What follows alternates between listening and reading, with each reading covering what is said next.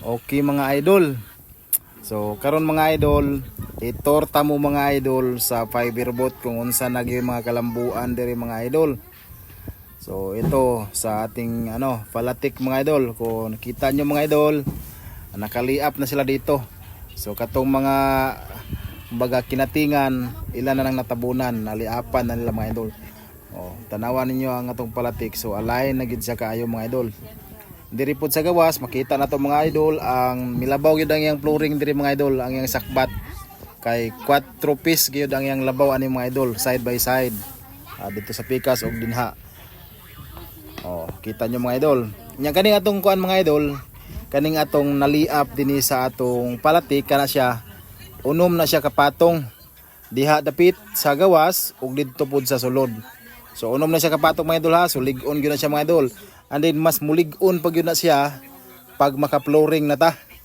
Kay anha man ta magpalig-om sa ilawom. So mubaga pag yun na siya gisamot. So abang-abang lang mo mga idol ha, kay ato gyapon ning ikuan mga idol, labi nang mag-flooring na ta ato nang i-explain ba unsa mga pamaagi. So dito mga idol, akyatin natin dito mga idol ha, akyat tayo. Kung ano bang mga kalambuan, mga nangyayari dito sa loob. So ngayon mga idol, so ito yung makita natin dito sa doong. Hindi pa siya tapos sa ating sakbat. Pero dito mga idol, tingnan nyo, grabe ang lapad mga idol. Grabe na gid siya kalapad. So flooring na kang gadyo kuwang mga idol kay na itong sakbat. Kanito nga itong sakbat mga idol, kaning babagyo niya 8 pulgadas ni siya kalapad. Nya kaning gipatong kining kibala ojon nga sakbat 5 pulgadas. Okay. So mao na siya ang postura na diri sa babaw. Grabe kalapad mga idol. 20 piece na siya ha. Kay kaning atong hole mga idol, 12 piece na siya.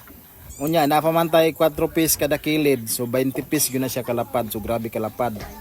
So karon mga idol, itorta mo diri sa ilawom. Wow, grabe gyud kalapad diri sa ilawom mga idol. Tanawan niyo mga idol. So ginana na mo na siya pagtaod mga idol. Gikating na mo na, mikating na mo gamay para mapasok na tong atong sakbat mga idol nga mutupong pud siya sa atong palatik. Okay, kaya atong palatik mga idol, ang top ng atong palatik mao na po na itong flooring. Nanara ang pamaagi mga idol. So lig-on siya mga idol kay mipatong yun na siya mismo sa atong siding o atong palatik ang atong mga sakbat mga idol. And then, mugwapo pag yun mo lig-on pag yun siya kay pag magliap na ta, pag nana na siya mga flat set nga ibutang diha sa atong flooring, ato naman po ng paliapan diri sa ilawom para mong-pikit siya. So mo samot gid siya pag lig-on. Kay kana size ra man na siya mga idol.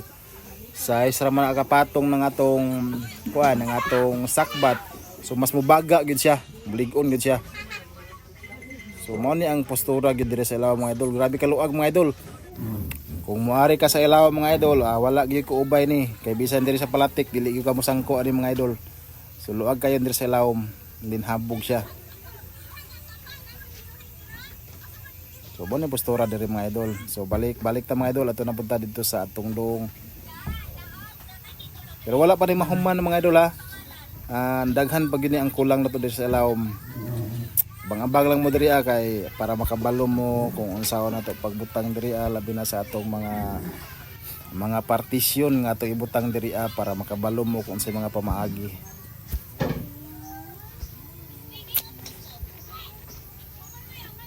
So mao to mga idol ha. Palihog lang ko mga idol pag-share. Okay, pag-share mga idol para makabalo o makita po ni sa uban labi na sa gusto diha magpagama og fiber mga idol. So message lang mo mga idol, PM lang mo mga idol para magkasabot ta mga idol. Thank you.